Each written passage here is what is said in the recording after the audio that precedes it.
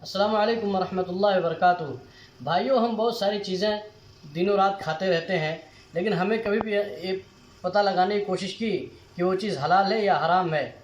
बहुत सारी चीज़ें हैं, चॉकलेट हैं, चिप्स हैं, फ्रेंच फ्राइज़ हैं और बहुत सारे बैरूनी प्रोडक्ट हैं जो हम रोज़ाना खाते रहते हैं। क्या हमने कभी भी कोशिश की कि ये चीज़ें कहाँ से बनती हैं, इनके बनाने वाले कौन हैं? अभी एक ख़बर आई है जिसको अल जज़ीरा नेटवर्क ने शाये किया है। न्यूटेला जिसके प्रोडक्ट हम खाते रहते हैं, उसने ये दावा किया है कि हमारी बहुत सारी कंपनियां, इनकी कोई गारंटी नहीं रहती है कि ये हलाल प्रोडक्ट बना रही हैं।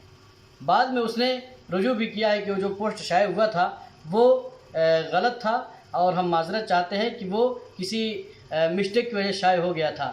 लेकिन हम गौर करें कि हम केक खाते हैं, वो भी बगैर तहकीक के खाते हैं।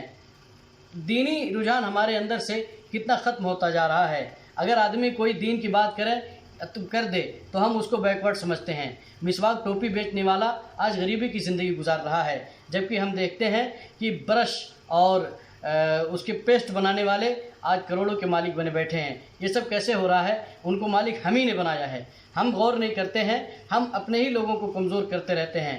और मिसवाक करने को, दाढ़ी रखने को, टोपी पहनने को हम बिल्कुल अपनी हैसियत ऐसी बना देते हैं कि अगर ये चीज़ हम कर रहे हैं तो हम सती हालत में हैं। इसी तरह से बर्थडे केक है, हमने कभी जानने की कोशिश की कि ये बर्थडे केक क्या है, किससे बनाते हैं, और अगर कोई बर्थडे ना बनाए तो उसको भी बैकवर्ड समझते हैं।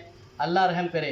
अभी बिल्कुल तहकीक है कि न्यूटेला जो कंपनी है उसने अपने प्रोडक्ट को कई मुल्कों में हराम बना करके बेचा है। हमें पता होता है लेकिन हम फिर भी बचने की कोशिश नहीं करते। अल्लाह हमें हिदायत दे।